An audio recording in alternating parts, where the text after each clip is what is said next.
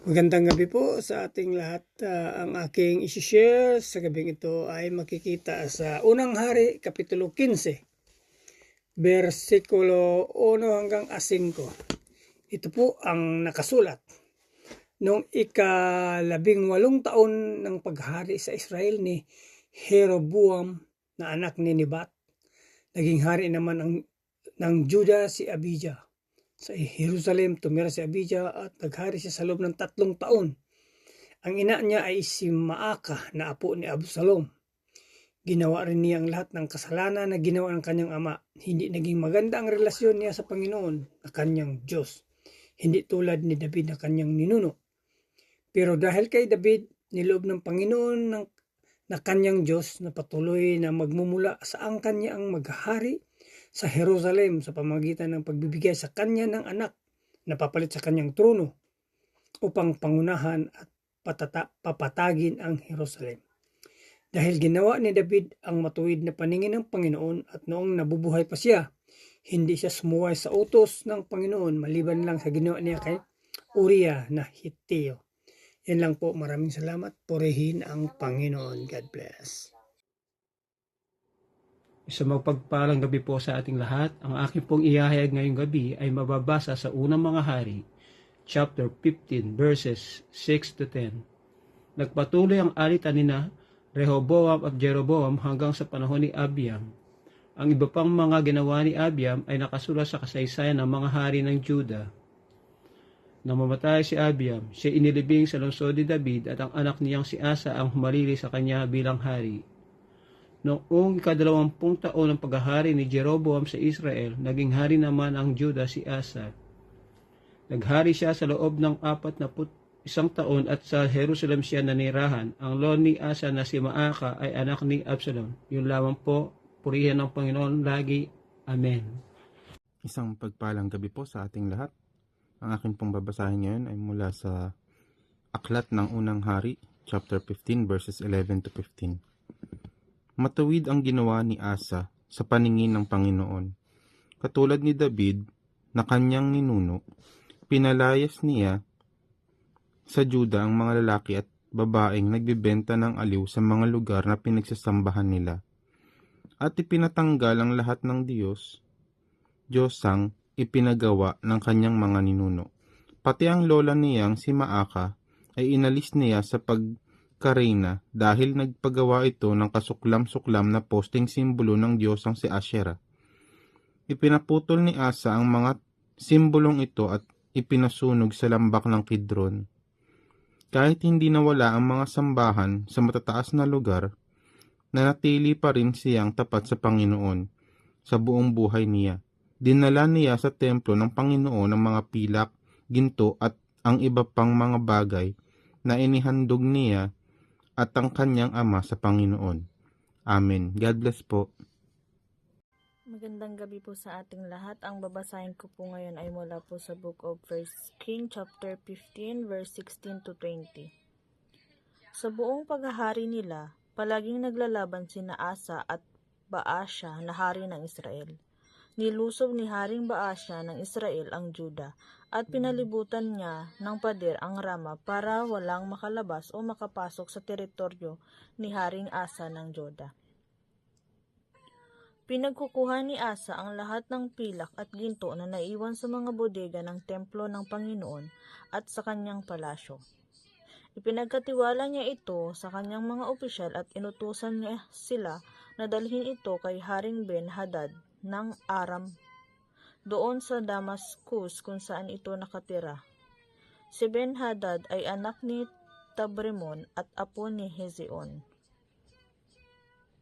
Ito ang mensahe ni Asa kay Ben-Hadad. Gumawa tayo ng kasunduan tulad ng ginawa ng mga magulang natin. Tanggapin mo ang mga regalo ko sa iyo na ginto at pilak. Hinihiling kong tigilan mo na ang pagkampi kay Haring Baasha ng Israel para pabayaan niya ako. Pahayag ni Ben-Hadad sa kahilingan ni Haring Asa at inutusan niya ang mga commander ng kanyang sundalo na lusubin ang mga bayan ng Israel. Nasakop nila ang Ijon, Dan, Abel, Bet-Maaka, ang buong Kineret, at ang buong Naphtali. Amen. God bless po. Mapagpalang gabi po sa ating lahat. Ang aking isi-share ay makikita sa Unang Hari, Kapitulo 15, versikulo 21 hanggang 24. Ito po ay kay Meraflor Sarti. Ito po ang nakasaad. Nang mabalitaan ito ni Baasya, pinhinto niya ang pagpatayo ng pader sa Rama at bumalik siya sa Terza. Pagkatapos nag-utos si Haring Asa sa lahat ng taga-Juda na kunin ang mga bato at mga truso na ginagamit ni Baasya sa pagpapatayo ng pader ng Rama. At ginamit naman ito ni Haring Asa sa pagpapatayo ng pader ng Giva sa Benjamin at ng Misfa. Ang iba pang salaysay tungkol sa paghari ni Asa at ang kanyang mga tagumpay at ang lahat ng kanyang mga ginawa, pati na mga lungsod na pinatayo niya ay nakasulat sa aklat ng kasaysayan ng mga hari ng Juda. Nang matanda na si Asa, nagkasakit siya sa paa, at nang mamatay siya, inilibing siya sa libingan ng mga ninuno niya sa lungsod ng kanyang ninunong si David at ang anak niyang si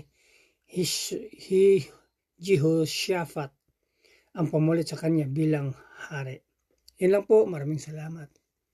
Purihin ang Panginoon. God bless.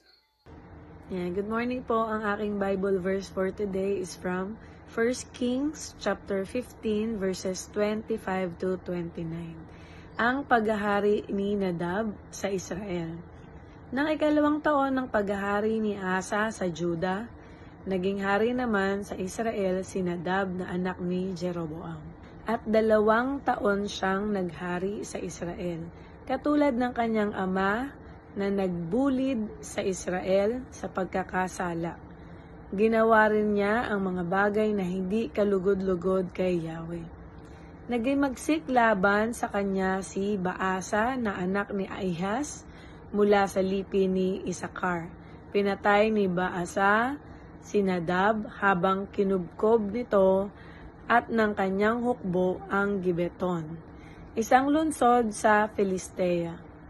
Nangyari ito ng 3 taon ng paghari ni Asa sa Juda, at si Baasa ang pumalit kay Nadab bilang hari sa Israel.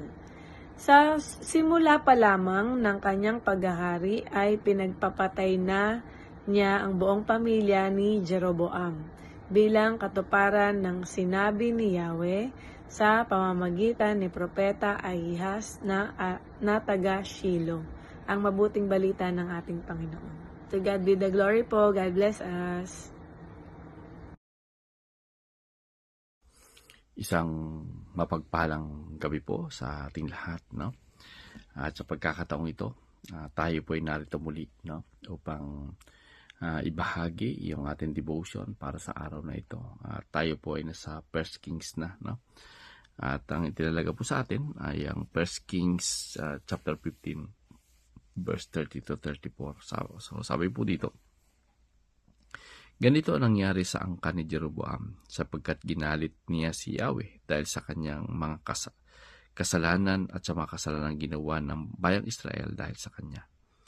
Ang iba pang mga ginawa ni Nadab ay nakasulat sa kasaysayan ng mga hari ng Israel. Patuloy ang alitan ni Asa, hari ng Juda, at ni Baasa ng Israel sa buong panahon ng kailang paghahari. 3 taon ng paghahari ni Asa sa Juda nang maghari sa Israel si Baasa na anak ni Ahaz. 24 na taon siya naghari at sa Tirsa siya nanirahan. Katulad ni Haring Jeroboam na nagbulid sa Israel ng pagkakasala, ginawa rin niya mga bagay na hindi kalugod-lugod kay Yahweh. So purihin po yung Panginoon, no? Sa pagkakabasa po ng kanyang salita. So dito po makikita natin, no? Dito sa lessons, no? na ibinigay po sa atin, no? Yung ating pong binasa. Ay dito po ay pinapakita yung the downfall, no, nung angkan ni Jeroboam na kung saan ito ay naging sanhi, no, kumbaga yung kanyang pagbagsak ay sanhi po ito ng kanyang pagkakasala. So dito makikita po natin na yung disobedience ni Jeroboam ay nagdulot po ito ng distraction, no, sa kanyang pamilya, at ito ay naputol yung dynastiya ng pamamahala bilang hari, no, ng Israel. So dito po natin makikita na turning away from God ay ito po ay isang consequences na magdudulot po na ito ng pagbagsak, no. At dito makikita din po natin na talagang ang salita po ng Panginoon ay talaga pong ito ay talagang andun yung katapatan nito.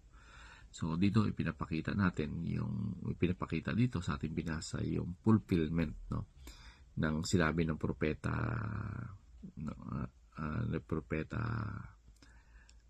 Ayas, no, na kung saan na sinabi ng propeta na taga Shilo ay mangyayari, no, nangyari kay Jeroboam yung sinabi ng propeta. So dito po natin makikita na God fulfills His word, no, na talagang ang lahat ng sinabi ng Panginoon ay mangyayari po ito, na even ito ay blessings or judgment. Dito rin po natin makikita, no, yung si Baasa na pumalit kay Nadab bilang hari ay namatay din ito, no, nang hindi naging kalugod-lugod sa ating Panginoon. So ibig sabihin yung isang liderato, no, yung kanyang choices bilang isang leader ay may great impact po ito sa nation. So makikita po natin na talagang na ilayo po yung mga tao sa Panginoon. At dito rin po natin makikita, no, even though na nakita ng mga anak yung nangyari sa kanilang mga ama, ay nandun pa rin po no, na sinusundan pa rin nila yung daanan na hindi maganda. So it's a warning for us, no, na kapag nababasa natin yung mga ganito mga bagay, dapat po ay magkaroon tayo ng panibagong linya ng daraanan, sapagkat sabi nga po sa Romans chapter 15 verse 4, for everything that was written in the past was written to teach us. So ibig sabihin, tuturo po ito.